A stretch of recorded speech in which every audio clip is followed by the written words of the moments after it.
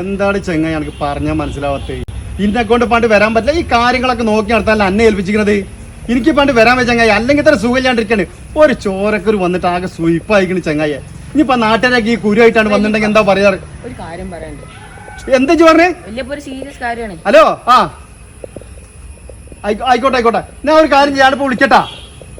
എന്താണ്ടാ? നിങ്ങളല്ലേ പറഞ്ഞു ഇന്നലെ പൊറാട്ട കൊണ്ടിരാന്ന്. ഞാൻ അടുക്കള ഫുള്ള് തരാം. അവിടെ ഒന്നും കാണില്ല. അവിടെ പുട്ടുണ്ടല്ലോ.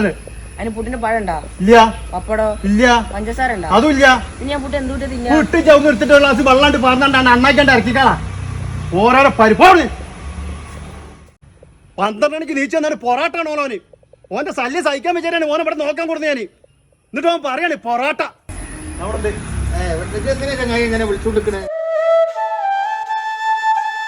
അല്ലേ വീട്ട് ആ ചെങ്ങായിങ്ങളോട് ഞാൻ പറഞ്ഞ നാസറിനെ ഇവരും പറയാറിഞ്ഞല്ലേ 2-3 മാസമായില്ല ഇപ്പത്.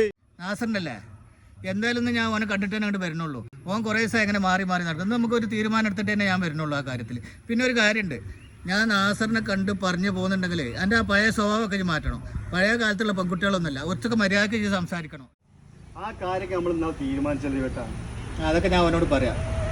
അല്ല ഞാൻ അതൊക്കെ പോട്ടെ, എൻ്റെ ചെറിയ മരം എന്തിനാ വന്നീന്ന്? അവൻ എന്തിനാ വരുന്നത് നിങ്ങൾക്ക് അറിയില്ലേ? പൈസക്കാവൂലേ?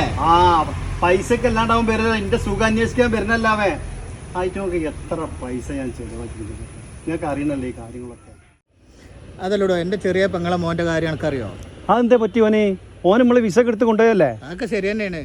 ഓന്റെ കഷ്ടപ്പാട് കണ്ടിട്ടുള്ള അന്ന് നമ്മൾ വിസ ശരിയാക്കിയാണ്ട് ഓനെ ഖത്തർക്ക് കയറ്റി അയച്ചത് ഇല്ലേ? ഓൻ ചെയ്ത പണി നമുക്കറിയോ? മിന്നാന്ന് ഓൻ എഡ്രിക്കോട് പന്ത് കളിക്കാൻ വേണ്ടി ഖത്തറിന്ന് നോക്കിട്ട് വന്നേണേ. എന്നിട്ട് ഓൻ പെരേക്ക് വരാതെ വൈകുന്നേരത്തെ ഫ്ലൈറ്റിനോ കയറി പോവുകയും ചെയ്തിരുന്നു. അതാണ് ഇപ്പോഴത്തെ ചെറുപ്പക്കാരുടെ സ്ഥിതി. അറിയേ ഓന്റെ പഠിച്ചത്. എന്നിട്ട് ഓൻ നിങ്ങളെ കാണാൻ വന്നില്ലാന്ന്? എന്നെ കാണുന്നത് പോട്ടെ, ഓൻ്റെ അമ്മനെ കാണാൻ വരെ ഓൻ പോയിട്ടില്ല. അറിയേ ഞാൻ തന്നെ നാട്ടുകാരൊക്കെ പറഞ്ഞിട്ട് അറിഞ്ഞത്. അതെ, എന്താ എനിക്കിവിടൊക്കെ പണി? ഇവിടെ കണ്ടില്ലെങ്കിൽ ആകെ വൃത്തിയായി കിടക്കണം. ആകെ ഒന്ന് അങ്ങോട്ട് ഇങ്ങോട്ട് ലെവലാക്കുന്നേ. എന്തായാലും ഞാൻ പോയി ഇന്ന് നാസറിനെ കണ്ടൊരു തീരുമാനമാക്കിയിട്ട് വരാം കേട്ടാ. ആയിക്കോട്ടെ. നമുക്ക് എന്തായാലും ഒരു തീരുമാനത്തിലെത്തണത്. അല്ലാതെ പറ്റൂല, കുറേ ദിവസമായി.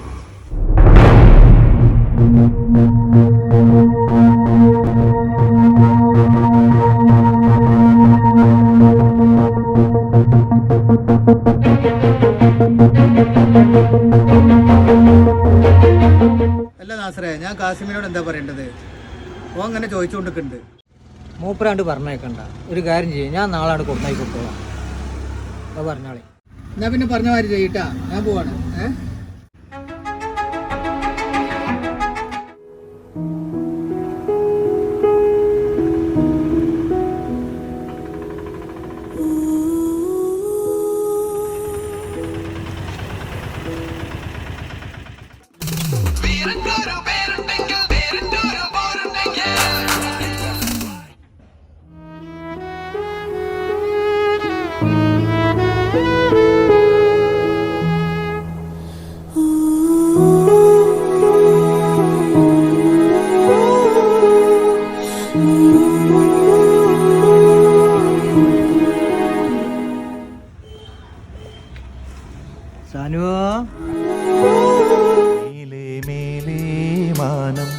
മാനം നീളെ മഞ്ഞിൻ കൂടാരം.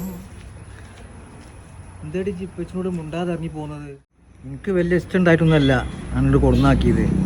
എൻ്റെ നിർബന്ധം കൊണ്ട് മാത്രം. എന്തായാലും ഇങ്ങനെയൊക്കെ ആയി. ഒരു കാര്യം ചെയ്യും, പഠിപ്പ് മുടക്കരുത്. അത് നല്ലോണം ശ്രദ്ധിച്ചുകൊണ്ട്. പിന്നെ ഇവിടുത്തെ ഉപ്പേ ഒരു ചൂടായാലും ഒക്കെയാണ് ക്ഷമിച്ചാളാൻ. ഒക്കെ ജീവിതമാകുമ്പോൾ ഇങ്ങനെയൊക്കെ ഉണ്ടാവും. ആ വക യാതൊരു പേടിയും വേണം. ഞാൻ കൊടുന്നാക്കിയെന്ന് വിചാരിച്ചിട്ട് ജിപ്പച്ചിനൊരു കാര്യം അറിയിക്കാക്കരുതിട്ടാ. ഇപ്പച്ചെ വിളിച്ചോണ്ടി ഇപ്പച്ച എപ്പോഴും ഉണ്ടാവും ചെയ്യൂട്ടാ.